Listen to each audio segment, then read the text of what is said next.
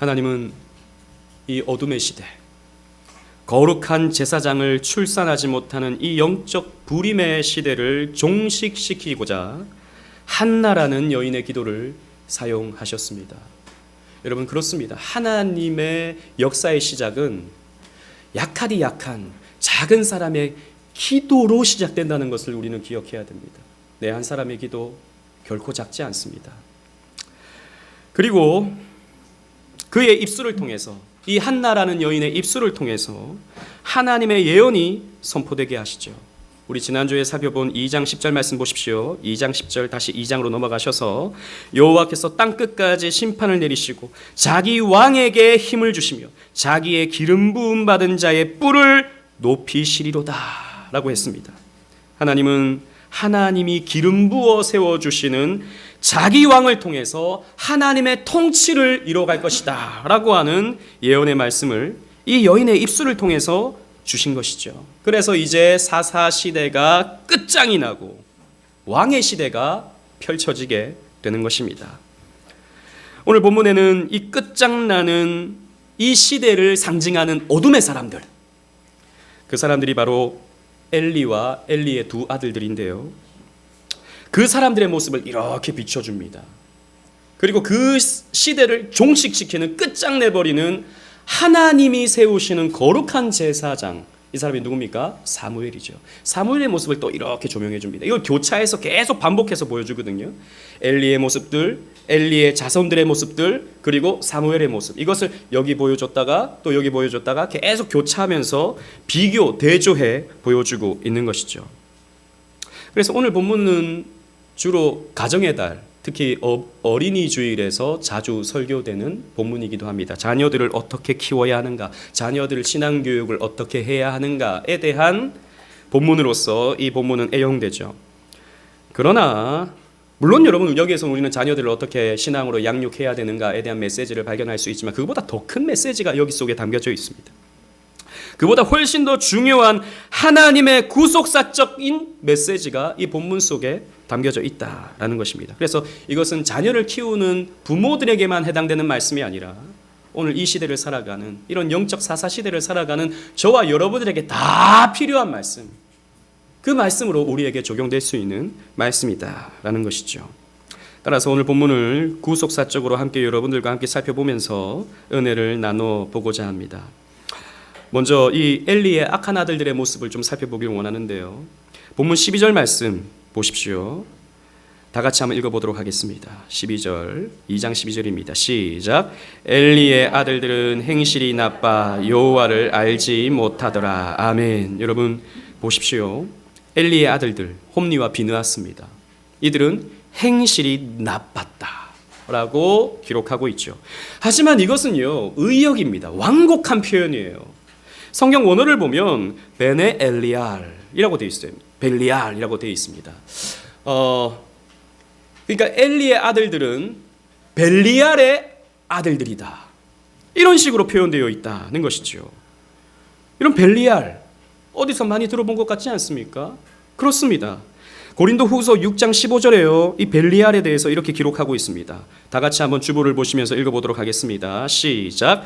그리스도와 벨리알이 어찌 조화되며 믿는 자와 믿지 않는 자가 어찌 상관하며. 보십시오. 그리스도와 벨리알이 어찌 조화될 수 있겠는가? 즉 그리스도의 대척점에 있는 존재가 무엇입니까? 벨리알이다. 즉 사탄, 마귀, 귀신, 하나님을 대적하는 자들, 그들을 가리켜서 벨리알, 악한 자들, 이렇게 성경은 표현하고 있다라는 것입니다. 즉 홈니와 비느하스는요, 행실이 조금 나쁜 그런 아들들이 아니었어요. 마귀와 같은 아들이었어요. 사탄적인 사고를 가진 아들이었습니다. 심히 약한 아들들이었어요. 그런데 그들이 약한 이유가 무엇입니까? 본문은요, 이렇게 표현하고 있습니다. 그들은 하나님을 알지 못했다. 여러분, 그런데 생각해 보십시오. 이들이 하나님의 이름을 몰랐겠습니까? 이들이 하나님이란 존재를 몰랐겠습니까? 아버지가 제사장인데요, 아버지가 율법 전문가입니다. 게다가 이들은 어릴 때부터 성막에서 자라난 자들입니다. 하나님을 지식적으로, 교리적으로 몰랐을까요? 귓동냥으로도 들은 것만 해도 상당할 것입니다. 그런데 이들이 하나님을 몰랐다. 게다가 더 놀라운 것은 이들도 그 제사장직을 세습해서 이들도 제사장의 업무를 보고 있어요. 제사장의 옷을 입고 있고 제사장의 업무를 보고 있는 아들들입니다. 이들이 하나님을 몰랐다는 것은 말이 안 되는 말입니다. 그렇습니다. 여기서의 하나님을 알지 못했다의 알다, 이 히브리어로 야다라는 표현은요, 지식적인 알미 아닙니다. 교리적인 알미 아니에요. 관계적인 알. 주로 이 말은요, 부부간에서 사용되는 말입니다. 그러니까 마리아가 이제 아들을 낳게 된다라는 계시를 받았을 때 내가 사내를 알지 못하거늘 이라고 말하지 않습니까? 여기서의 말이 기노스코라는 말이고, 이 기노스코라는 말이 사실 이 야다라는 말과 같은 말입니다. 헬라어로 표현하면 기노스코, 히브리어로 표현하면 야다라는 말이거든요. 그러니까 나는 사내와 관계를 맺지 않았습니다, 이 말입니다. 그만큼 부부간에 깊이 알아가는 그 암, 관계적인 암, 그것을 말하고 있죠. 즉 이 홈리와 비느하스는 하나님을 지식적으로는 알았을지 모르겠지만 하나님과 관계가 없는 아들이었습니다. 하나님을 사랑하지 않았고 하나님을 인격적으로 믿고 섬기지 않았던 그런 아들들이었다라는 것입니다. 여러분, 이것은요, 오늘 저와 여러분들에게도 아주 무겁게 받아들일 수 있는 메시지입니다. 교회 안에 있지만, 성소 안에 있지만 하나님을 알지 못하는 자들이 있을 수 있다는 것이죠. 예배를 드리지만 하나님을 알지 못하는 자들이 있다는 것을 본문은 보여주고 있는 것입니다. 심지어는 직분을 받고 교회에서 일을 하고 있지만 하나님을 알지 못하는 자들이 있다라고 하는 것을 보여주고 있어요.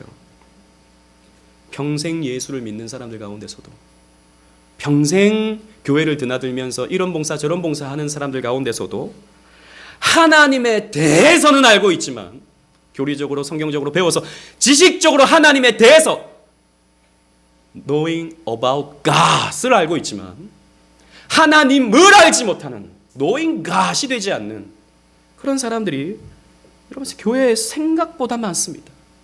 정말 복음을 알지 못해요. 은혜를 알지 못해요.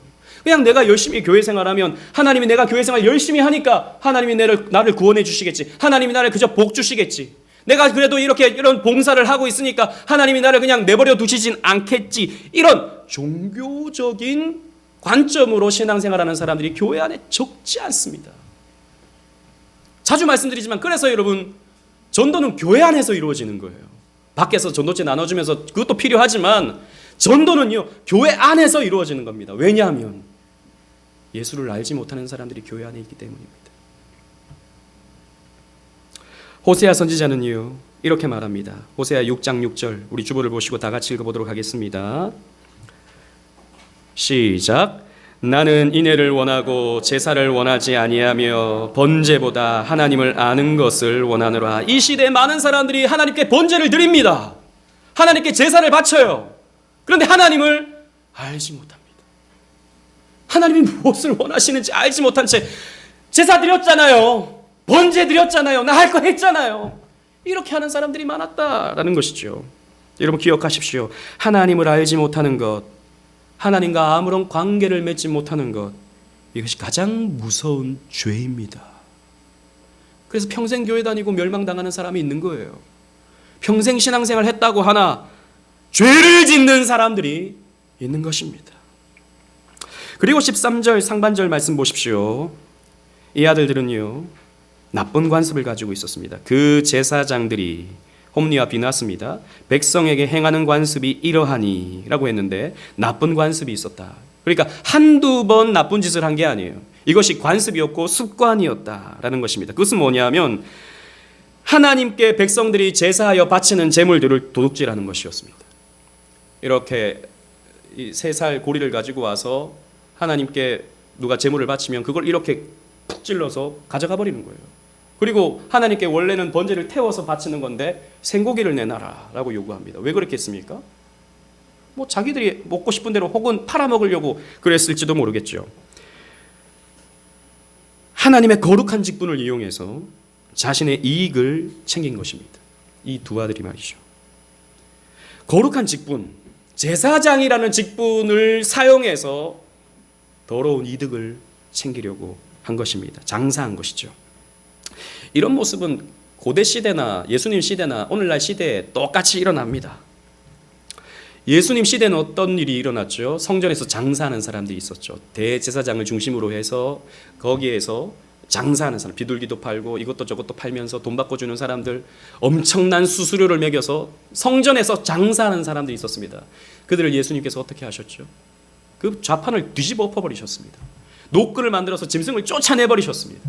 내 아버지 집을 이 더러운 장사하는 곳으로 만들지 마라! 라고 말씀하셨죠. 내 아버지 집은 기도하는 곳이다.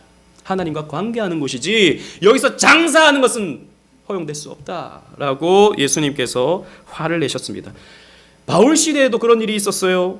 디모데전서 6장 5절 말씀 보십시오. 다 같이 한번 읽어보도록 하겠습니다. 시작. 마음이 부패하여지고 진리를 잃어버려 경건을 이익의 방도로 생각하는 자들의 다툼이 일어나느니라. 경건을 예배하는 것으로, 하나님 섬기는 것으로 이익의 방도로 생각하는 자들이 있었던 것이죠.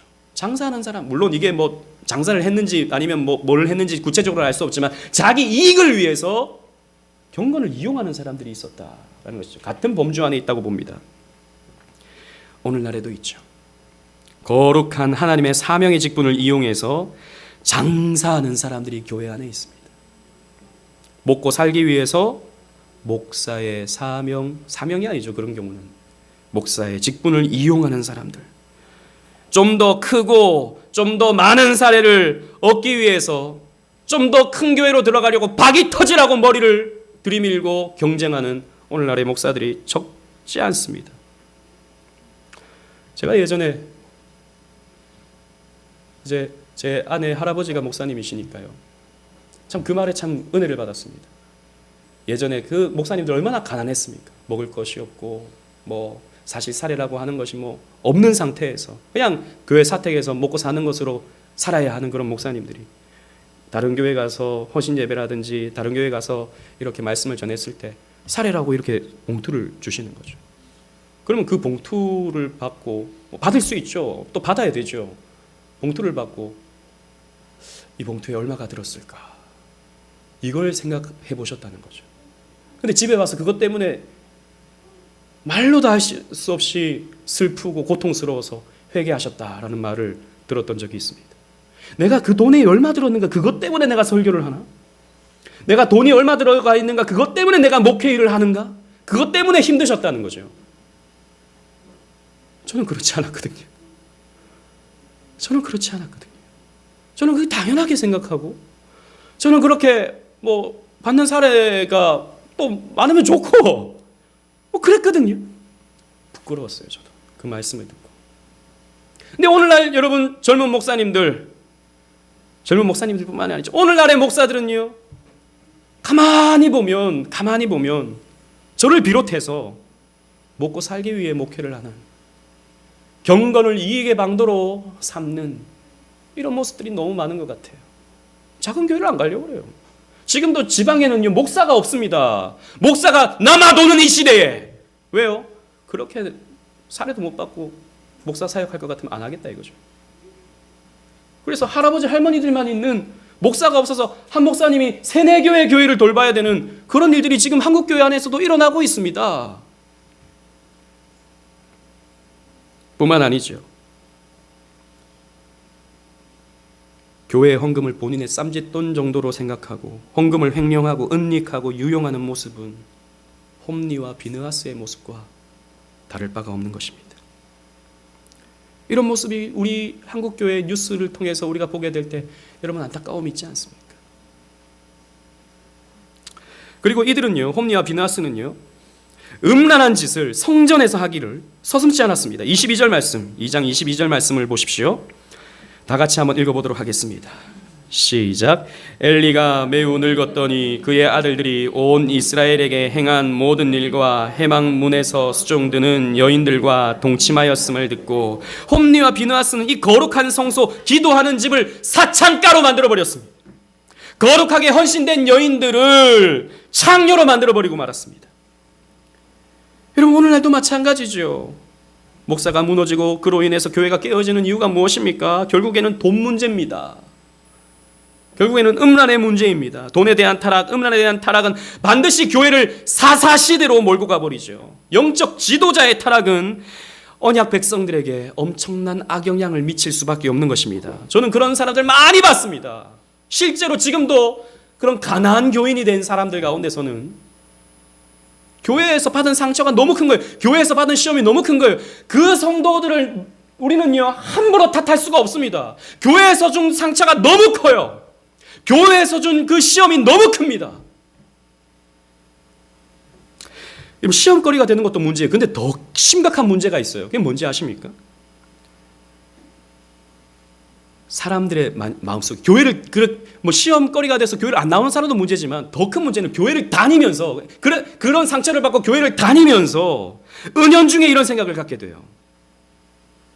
예수 믿는 사람들이 사람들 앞에서는 거룩한 모습을 보이지만 사실 따지고 보면 다 더러워, 다 취해, 다 냄새나. 이런 생각을 은연중에 가지게 된다는 것이죠. 교회를 다녀요. 그런데 신뢰하지 않아요. 교회를 다녀요. 그런데 온 마음을 주지 못합니다. 다 그런 것입니다. 조소하죠. 이게 여러분 더 심각한 문제입니다. 그러면서 이제 신앙이라는 것은 겉과 속이 다른 것으로 이원론적인 신앙생활을 하게 되죠.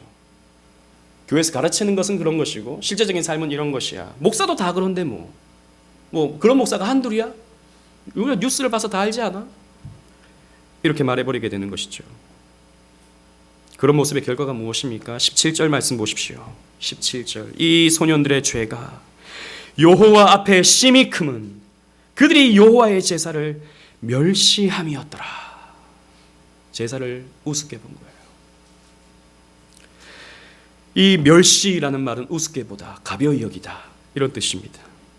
하나님을 섬기는 하나님의 언약적 관계를 맺는 이 예배를 반대하고 멸시하고 우습게 여기면서 이들은요 음란과 물질의 죄를 습관적으로 짓게 되는 것입니다. 여러분 그렇습니다. 예배를 우습게 보면, 예배를 우리가 가벼이 여기면, 예배를 멸시하면 반드시 이런 악으로 갈 수밖에 없어요. 이것이 멸망받을 벨리알의 죄인 것입니다. 그리고 이들은요, 홈리와 비느하스는 많은 기행 때문에 많은 사람들의 지탄을 받게 되었습니다. 문제 제기가 당연히 일어나죠. 도둑질하는 것이 보이는데요, 음란한 짓을 하는 것이 보이는데요, 아무리 사사시대라 하더라도 그건 아니다 라고 하는 이런 문제 제기가 있었다라는 것입니다. 그래서 상황의 심각성을 느낀 엘리는요 아들들을 불러다가 경책을 합니다. 본문 23절 24절 여러분 다 같이 읽어보도록 하겠습니다. 제가 23절을 읽고 24절을 여러분들이 읽겠습니다. 그들에게 이르되 너희가 어찌하여 이런 일을 하느냐? 내가 너희의 악행을 이 모든 백성에게서 듣노라. 시작. 내 아들들아 그리하지 말라. 내게 들리는 소문이 좋지 아니하니라. 너희가 여호와의 백성으로 범죄하게 하는도다. 여러분 엘리 선지자의 이 책망을 보십시오. 표면적으로는 꽤나 그럴싸하고 정당한 책망을 하였습니다. 이어서도 보세요. 25절 사람이 사람에게 범죄하면 하나님이 심판하시려니와 만일 사람이 여호와께 범죄하면 누가 그를 위하여 간구하겠느냐 하되 그들이 자기 아버지의 말을 듣지 아니하였으니 이는 여호와께서 그들을 죽이기로 뜻하셨음이더라 라고 기록되고 있습니다. 엘리는요 하나님의 심판까지 경고합니다. 사람이 사람에게 범죄한 것은 하나님께 요구해서 용서를 받을 수 있지만 하나님에게 범죄한 것은 이거는 뭐 수가 없다. 멸망당할 수밖에 없다. 그리하지 말라라고 경고했음에도 불구하고 이 악한 아들들은 어떤 반응을 보입니까? 그들이 자기 아버지의 말을 듣지 아니하였으니 라고 했습니다. 이 엘리의 책망에 문제가 있습니까? 엘리의 책망에 무슨 흠이 있습니까? 그렇지 않아요. 그냥 표면적으로 읽어봤을 때는 정당합니다. 왜 듣지 않았을까요? 왜 귀 기울이지 않았을까요? 여러분 우리가 쉽게 추측할 수 있듯이 아버지 엘리의 영적 상태도 두 아들과 별반 다를 바가 없었기 때문입니다. 지난주도 언급했지만 3장 2절에 보면 엘리의 눈이 어두웠습니다. 이것은 단순히 시력을 말하지 않는다 그랬죠. 이것은 그의 영적 상태를 말한다고 했습니다. 엘리 역시 하나님과의 관계가 멀어져 있었습니다. 그래서 하나님이 엘리를 통해서 말씀하지 않으셨죠. 추측컨대 엘리 역시 돈 앞에, 음란 앞에 무너지는 자였을 것입니다. 그런 아버지가 아들에게 뭐라고 한들 아들이 들을 리가 없는 것이죠. 아무 효과가 없는 것입니다. 하나님이 나중에 사무엘을 통해 이 가정을 심판하시겠다고 말씀하시는데 그 이유를 보십시오. 13절 보십시오. 13절. 그 3장 13절입니다. 다 같이 한번 읽어보도록 하겠습니다. 3장 13절. 시작. 내가 그의 집을 영원토록 심판하겠다고 그에게 말한 것은 그가 아는 죄악 때문이니 이는 그가 자기의 아들들이 저주를 자청하되 금하지 아니하였음이니라. 보십시오. 하나님이 사무엘에게 이런 말씀을 해주십니다. 그런데 왜 엘리의 집안이 멸망당하는가? 그 죄를 엘리가 안다라는 것입니다. 무슨 말이죠? 그 죄악들을 엘리는 이미 다 봐왔던 아버지였어요. 또 뿐만 아니라 평소에는요, 그 아들들이 이런 저주를 자청하는 이런 악한 짓을 함에도 불구하고 그것을 금하지 않았습니다. 왜요? 자기도 똑같으니까. 그런데 왜 지금 2장에서 지금 이 두 아들을 책망하고 있습니까? 사람들이 워낙 원성이 높으니까, 사람들이 워낙 뭐라고 하니까 어쩔 수 없이 책망을 한번 해야 되는 거예요. 사람들이 요구하니까, 자기 체면 때문에, 자기의 어떤 직분은 있으니까 그렇게 책망하는 것입니다. 여러분, 이것을 이 아들들이 모르겠습니까?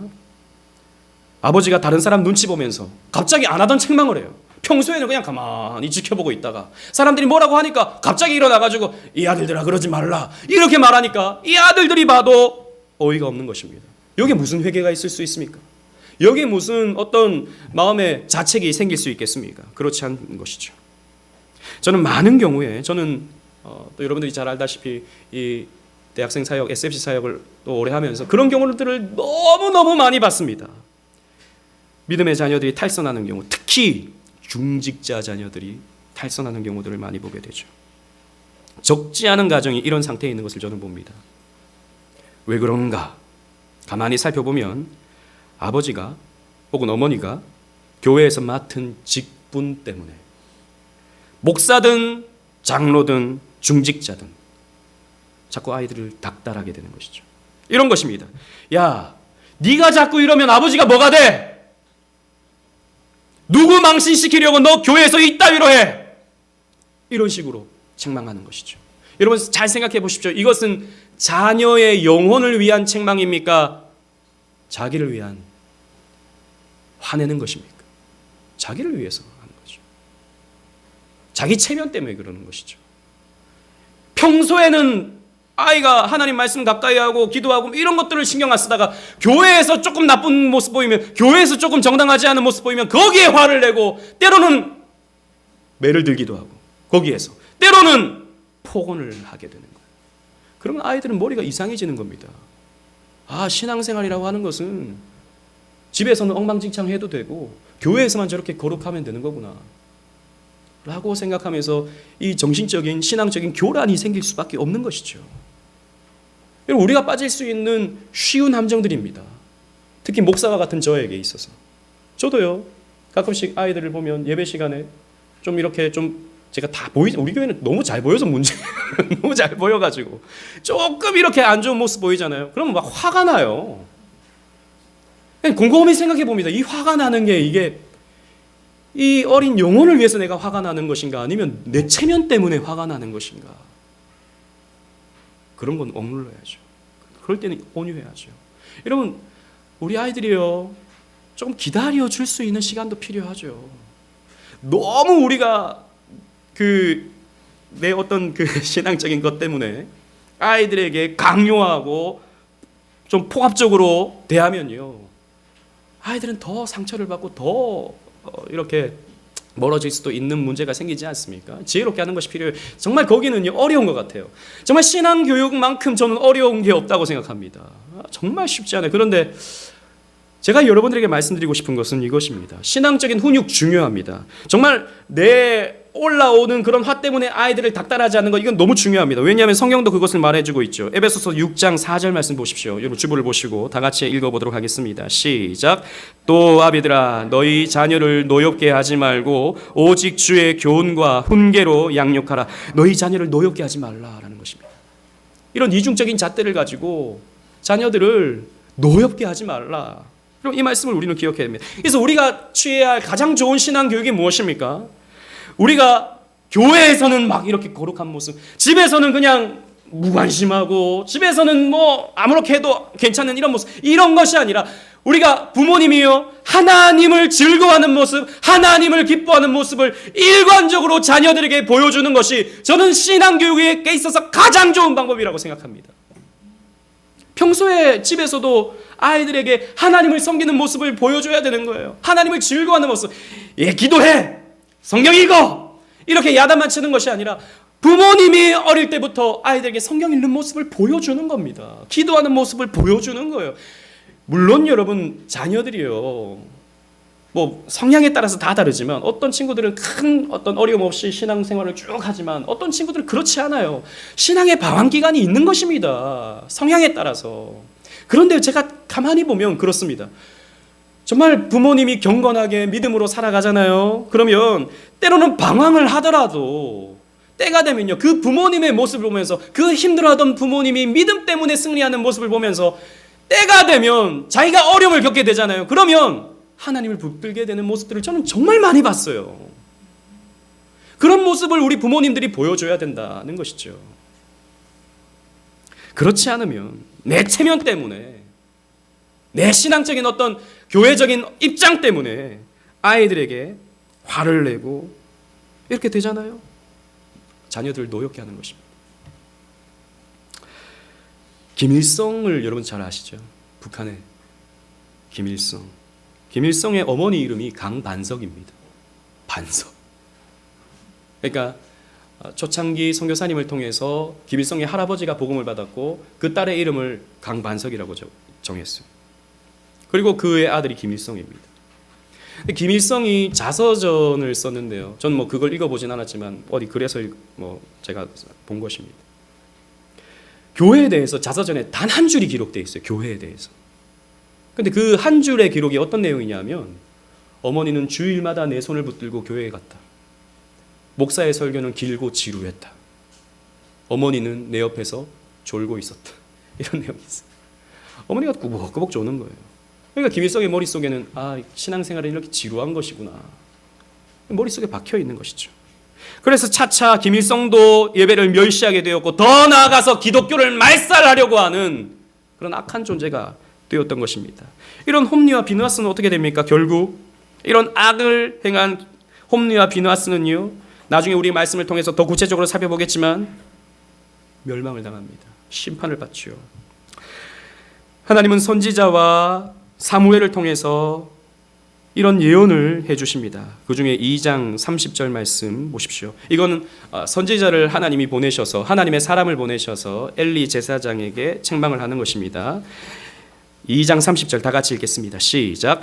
그러므로 하나님 나 여호와가 말하노라. 내가 전에 내 집과 내 조상의 집이 내 앞에 영원히 행하리라 하였으나 이제 나 여호와가 말하노니 결단코 그렇게 하지 아니하리라. 나를 존중히 여기는 자를 내가 존중히 여기고 나를 멸시하는 자를 내가 명멸하리라. 보십시오. 하나님은요, 하나님을 존중히 여기는 자를 존중하지만 하나님을 멸시하는 자를 하나님은 경멸하십니다. 가만히 내버려 두시지 않으십니다. 따라서 여러분, 신앙생활이라고 하는 것은 하면 좋고 안 하면 좀 아쉬운 그런 것이 아닙니다. 하나님을 아는 것은 알면 좋고 좀 알지 않아도 괜찮은 그런 것이 아닙니다. 이것은 사느냐 죽느냐의 문제입니다. 우리는 이것을 아주 무겁게 받아들여야 될 것입니다.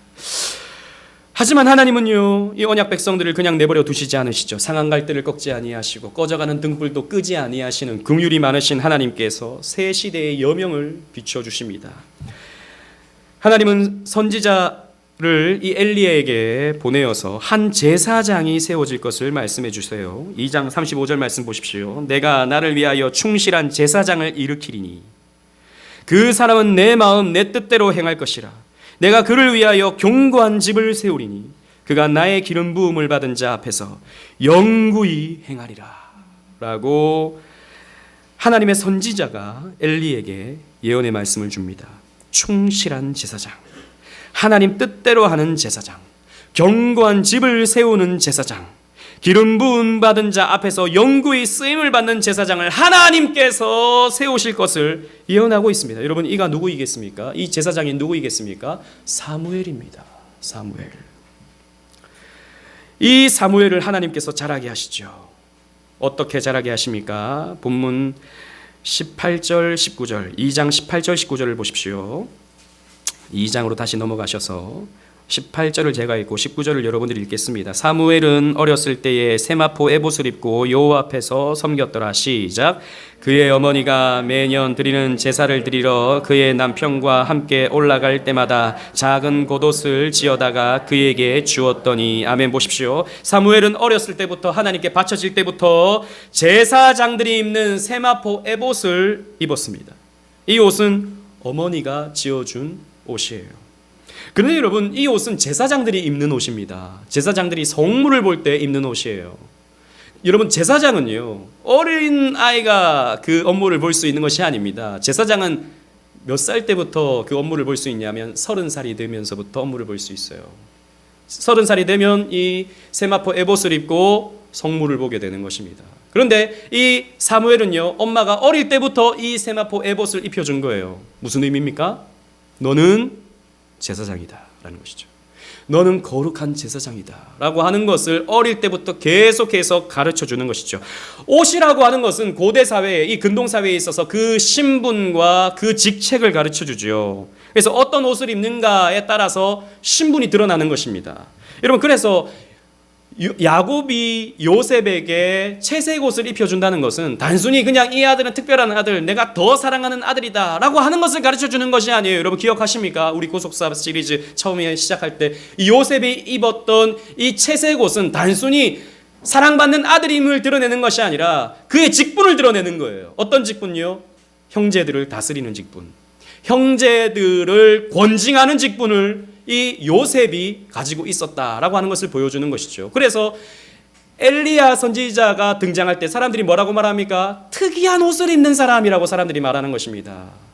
그리고 세례 요한도 마찬가지로 털옷을 입고 이런 외적인 어떤 복장, 이런 것을 성경은 묘사하고 있는 것이죠. 그래서 여러분, 이 사무엘이 어릴 때 입었던 이 세마포 에봇은 그의 정체성, 그의 신앙적 정체성을 드러내주는 역할을 하게 되는 것입니다. 어릴 때부터 가르쳐주는 것이죠. 너는 하나님 사람이야. 너는 거룩한 제사장이야. 너는 이 시대를 따르지 아니하고 거룩한 순결한 제사장으로서의 사명을 감당해야 돼 라고 하는 것을 가르쳐주는 것입니다. 그래서 우리 자녀들에게 우리가 신앙교육할 때 이런 참 중요합니다.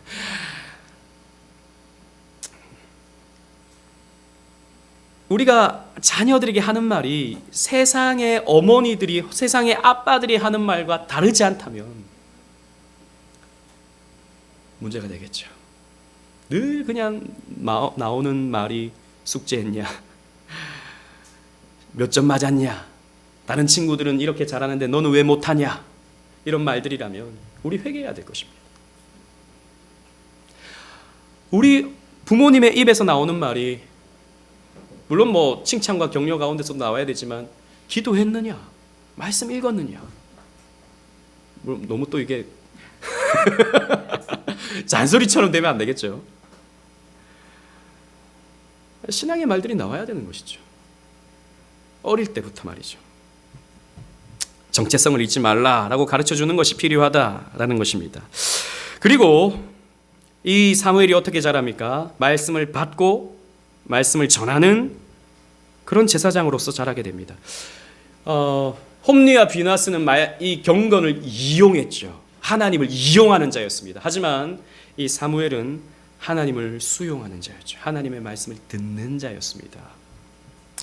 당시는요, 그 시대가 어두웠던 까닭은 하나님의 말씀이 희귀했기 때문입니다. 3장 1절 말씀 보십시오. 3장 1절 다 같이 한번 읽어보도록 하겠습니다. 시작. 아이 사무엘이 엘리 앞에서 여호와를 섬길 때에는 여호와의 말씀이 희귀하여 이상이 흔히 보이지 않았더라. 아멘. 당시는요, 하나님의 말씀에 관심을 갖는 사람들이 적었습니다. 하나님 말씀을 들으려고 하는 사람도 없었죠. 하나님의 말씀을 전하려고 하는 사람도 희귀했습니다. 심지어는 제사장인 엘리까지도 그러했습니다. 그래서 하나님은 누구를 찾아오십니까? 사무엘을 찾아오십니다. 하나님이 사무엘을 부르십니다. 사무엘아, 사무엘아 라고 부르셨습니다. 처음에 사무엘은 이 음성이 엘리 제사장의 음성인 줄 알았어요. 엘리 제사장에게 뛰어들어갔습니다. 저를 부르셨나요? 아니, 나는 너를 부른 적이 없는데? 라고 하니까 이상히 내가 잘못 들었나 생각하고 다시 자리에 눕습니다. 그리고 또 음성이 들립니다. 사무엘아, 사무엘아. 3번 그 일이 반복됐습니다. 엘리 제사장이 나중에 이렇게 말하죠. 아, 하나님이신가? 그제서야 생각을 합니다. 그리고 혹시 또다시 그 음성이 들리거든 여호와여 말씀하옵소서 주의 종이 듣겠나이다 라고 대답하라 라고 가르쳐 줍니다. 4번째 또 음성이 들리죠. 사무엘아, 사무엘아 소리가 들리니까 이번에 사무엘은 대답합니다. 여호와여 말씀하옵소서 주의 종이 듣겠나이다 라고 대답을 합니다. 그러자 하나님이 말씀을 주시는데 어떤 말씀을 주십니까? 내가 엘리의 집을 심판할 것이다 라고 하는 말씀을 주십니다. 이 엘리 집안이 멸망할 것이다 라고 하는 예언의 말씀을 주시는 것이죠. 모든 가족들이, 그들의 가족들이 죽게 될 것이다 라고 하는 예언이었습니다. 사무엘은 이 하나님이 주신 예언을 엘리에게 전하는 것이 두려웠습니다. 성경에도 그렇게 표현되어 있어요. 두려웠다고. 그렇지 않겠습니까? 제사장, 대제사장의 집이 멸망한다, 당신 집이 멸망한다 라고 하는 말을 하는 것은 두려운 일이었습니다. 하지만 하나님이 하신 말씀을 그대로 전하는 것이 그의 시대적 임무였습니다. 18절 말씀 보십시오. 3장 18절 다 같이 또 보도록 하겠습니다. 3장 18절 시작. 사무엘이 그것을 그에게 자세히 말하고 조금도 숨기지 아니하니 그가 이르되 이는 여호와시니 선하신 대로 하실 것이니라 하니라. 아멘. 선하신 대로 하실 것이다. 하나님의 말씀을 그대로 전할 때 하나님께서 선하신 대로 하실 것이다 라고 성경은 기록하고 있습니다. 여러분 그렇습니다. 하나님의 사람은요 하나님의 말씀을 있는 그대로 전하는 사람입니다. 왜냐? 하나님의 말씀을 있는 그대로 전하는 것이 사명자의 임무이기 때문입니다. 그렇게 할 때 여러분 어떤 일이 벌어집니까? 하나님의 말씀을 있는 그대로 전하면 하나님이 역사하시죠. 그래서 하나님이 일하시게 하는 것이 여러분 하나님의 사람의 일인 것입니다. 자기가 하는 게 아니에요. 하나님이 일하게 하시는 겁니다. 하나님 말씀을 있는 그대로 전함을 통해서. 따라서 참된 말씀의 사역자는 사람을 기쁘게 하는 것이 아니라 하나님을 기쁘시게 하는 사람이어야 합니다. 갈라디아서 1장 10절 말씀 다 같이 한번 주보를 보시고 읽도록 하겠습니다. 시작. 이제 내가 사람들에게 좋게 하랴 하나님께 좋게 하랴 사람들에게 기쁨을 구하랴 내가 지금까지 사람들의 기쁨을 구하였다면 그리스도의 종이 아니니라. 아멘. 여러분 그렇습니다. 하나님의 사명자는 사람을 기쁘게 하는 사람이 아닙니다. 하나님을 기쁘게 하는 사람이죠. 오늘날도 마찬가지입니다. 하나님의 말씀을 있는 그대로 전하고 하나님의 역사를 오게 하는 영적 지도자가 필요합니다. 오늘날 필요한 지도자는 박사 학위가 몇 개이고 스펙이 화려한 그런 목사가 아닙니다, 여러분. 오늘날 필요한 영적 지도자는 인문학적 소양이 깊어서 설교가 아주 문학적이고 철학적인 그런 설교를 하는 목사가 아닙니다. 오늘날 필요한 영적 지도자는 사람들의 마음을 잘 이해해주고 공감해주고 아이고 힘들게요. 아이고 힘들었겠네요. 아이고 힘들었겠네요. 공감해주는 그런 물론 그것도 필요합니다만 그렇게 반응만 해주는 목사가 아닙니다. 오늘날 이런 목사가 인기가 있죠. 오늘날 이런 교회가 사람들이 많이 모이는 교회가 됩니다. 하지만 여러분 사사시대를 끝장내는 영적인 지도자는 하나님 말씀을 있는 그대로 전하는 겁니다. 여러분들이 듣기를 좋아하든 듣기를 싫어하든. 그래서 여러분 예배는요 여러분들의 입맛에 맞추는 게 아닙니다. 아, 목사님 이런 설교를 해주세요. 주일날 일주일 내내 고생하다가 주일날 오는데 그렇게 우리를 힘들게 하는 설교 말고요. 좀 우리에게 힘이 되고 위로가 되고 좀 마음이 편안해지는 그런 설교를 해주세요. 여러분 그렇게 설교를 듣는 것이 아닌 것이죠. 하나님 말씀을 있는 그대로 전해야 됩니다. 때로는 여러분 목사가 그래서 여러분들이 목사를 대하는 게 힘들어져야 되는 거예요. 왜요? 자꾸 표적 설교하는 것 같아서. 목사님 오늘 작정하고 나를 찌르는구나. 나들으라고 하는 소리구나. 목사님 나랑 한판 해보시려고 지금 저런 말씀을 하시는구나. 이렇게 여러분들이 설교를 들으셔야 되는 거죠. 그렇게 여러분들이 설교가 들릴 때 여러분들은 살아나는 것입니다. 그럴 때 여러분들의 삶에 변화가 있는 것이고, 그래서 여러분들이 책망을 받아서 그리스도께로 갈 수 있는 것입니다. 그래서 여러분 목사가 너무 좋으면 안 돼요. 너무 오해하지 마시고 목사가 미워져야 되는 것입니다. 자꾸 나를 찌르니까. 하나님 말씀을 있는 그대로 전하면 하나님께서 어떻게 하십니까? 3장 19절 말씀 보십시오. 3장 19절에 사무엘이 자라매 여호와께서 그와 함께 계셔서 그의 말이 하나도 땅에 떨어지지 않게 하시니. 그래서 나중에 사무엘을 보십시오. 왕 앞에서도 조금도 주저하지 않습니다. 왕이 사울 당신이 하나님께 범죄하였으므로 하나님이 당신을 버리실 것이다. 아주 하나님 말씀을 있는 그대로 전하게 되죠. 이런 사무엘이 새 시대를 오게 하는 것입니다. 여러분 최근 한국을 방문하신 조엘 비키 목사님, 미국에서 사역하시는 목사님이신데요. 그 목사님이 최근에 한국에 오셔서 이렇게 강연을 하셨습니다. 제가 뭐 다 참여하지 못했지만 잠깐 이렇게 들었는데요. 지금 미국도 코로나 때문에 교회들이 힘든 거예요. 모이지 못하고 또 어려움을 겪는 것입니다. 그리고 예배 숫자가 회복되지 않는 것이죠. 그런데 조엘 비키 목사님이 오시니까 많은 교회들이 그렇게 어려움을 겪는데 개혁 교회들은 어려움을 안 겪더라는 것입니다. 개혁 교회들은 하나님 말씀을 있는 그대로 전하는 교회들은 건재하거나 오히려 더 성장하더라는 것이죠. 물론 개혁 교회는 그런 뭐 새들백 교회 이런 교회와 비교했을 땐 작죠. 뭐 우리처럼 50명, 100명 이렇게 모입니다. 미국의 개혁 교회들도. 그런데 그런 교회들은 건재하고 오히려 성장하더라라는 것입니다. 왜요? 어떻게 보면 고리타분한 교회인데, 아주 어떻게 보면 좀 경직되어 있는 교회 같은데, 하나님의 말씀을 있는 그대로 전할 때 사람들이 재미없어 하는 것 같고 고리타분하게 느껴지는 것 같은 교회인데 하나님이 지키시기 때문이에요. 하나님께서 그 교회를 기뻐하시기 때문입니다. 여러분 우리 교회도 보십시오. 뭐 제가 우리 교회를 자랑하고 싶은 마음은 전혀 없습니다. 작은 교회입니다. 개척한 지 4년 되는 교회입니다. 아무도 안 올 거라고 생각하는 사람들이 있었을 것입니다. 코로나 중에 많은 교회들이 우리 교회를 염려했을 것입니다. 힘을 잃어간다고 생각했을지 모르겠습니다. 그런데 우리 교회는 코로나 중에 더 많이 모였습니다. 제가 잘해서 그런 걸까요? 아니요, 저는 정말 추워도 그렇게 생각하지 않습니다. 우리가 뭔가 잘해서 그런 걸까요? 아니요!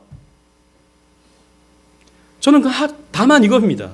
저는 우리의 방향이 하나님께서 기뻐하신다고 생각합니다. 우리가 잘하고 못하고를 떠나서 우리의 방향을 하나님께서 기뻐하신다고 생각합니다. 하나님의 방향, 하나님이 제시해 주시는 방향, 균형 있는 말씀을 따르고 신학을 따르고 진리를 따르는 교회를 하나님께서 보호하시고 하나님께서 지키시고 하나님께서 성장케 하시고 하나님께서 성숙하게 해주실 거라고 저는 믿어요. 제가 열심히 하면 됩니까? 아니요. 우리가 으쌰으쌰 하면 되는 겁니까? 아니요. 말씀 따라가는 겁니다. 조금 더디게 가는 것 같이 보인다 하더라도, 조금 어리석게 가는 것처럼 보인다 하더라도 우리는 그 길을 가는 것입니다. 그렇게 갈 때 하나님이 우리를 조금씩 성장시켜 주는 거예요. 그래서 우리가 한 게 없는데 하나님이 우리를 이렇게 성숙시켜 주셨네 라고 하면서 하나님께 감사할 수 있는 교회가 저는 진정한 교회라고 생각합니다.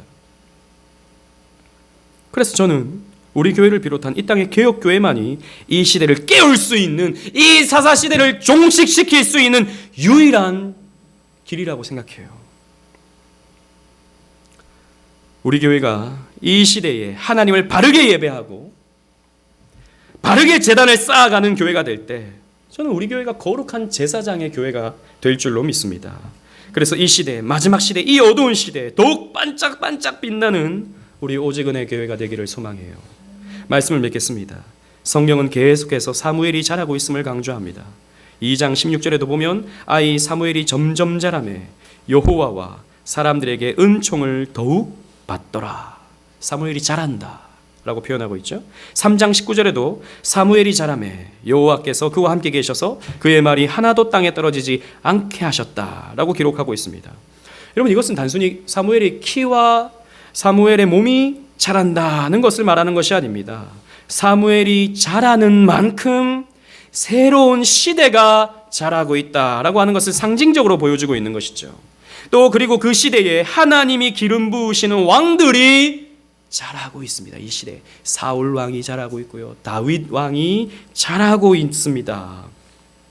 또 궁극적으로 영원한 왕이신 그리스도의 오심이 점점 더 가까워지고 있음을 보여주고 있죠. 그래서 누가복음은 굳이 이 사무엘이 떠오르는 이런 표현을 예수님께 적용하고 있습니다.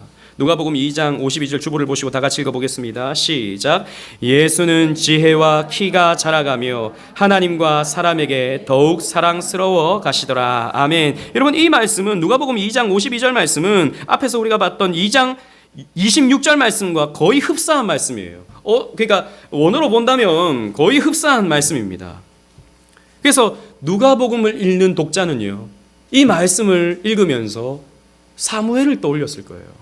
아, 왕을 세우는 사무엘이 자라갔구나. 그래서 하나님과 사람들에게 사랑받아갔구나. 근데 예수님도 이런 표현이 똑같이 기록되어 있구나. 아, 예수님은 그렇게 왕적인 존재구나 라고 하는 것을 독자들로 하여금 가르쳐 주는 것이죠. 마찬가지입니다. 우리도 자라가야 됩니다. 우리도 성장해야 돼요. 말씀과 기도로 우리는 더욱 성장해야 됩니다. 왠 줄 아십니까? 성경은요, 우리가 하나님의 택한 족속이요 왕같은 제사장이다 라고 말씀하고 있기 때문이에요. 저와 여러분들이 다 제사장입니다. 목사만 제사장이 아니에요. 여러분, 아까 살폈던 우리 그런 거룩한 지도자라고 했을 때, 거룩한 제사장이라고 했을 때, 그것은 목사님에게만 적용되는 말씀이 아닙니다. 저와 여러분들에게 다 적용되는 말씀입니다. 우리는 경건을 이익의 방도로 삼아서는 안 되고 거룩하게 제사장으로서 이 시대를 살아가야 된다라는 것이죠. 우리가 그렇게 자라가야 됩니다. 그렇게 우리가 성장해 가야 돼요. 그래서 우리는 젖먹는 어린 아이의 신앙에서 벗어나야 돼요. 교회를 10년 다니고 20년 다녔는데 여전히 주일 예배 드리는 것으로 만족한다면 병든 것입니다. 자라지 않는 건 병든 것이죠. 뭔가 문제가 있는 것입니다.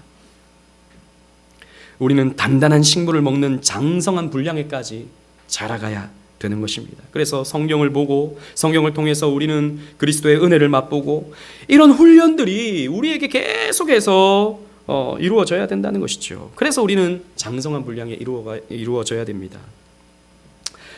왜 그렇게 자라가야 됩니까?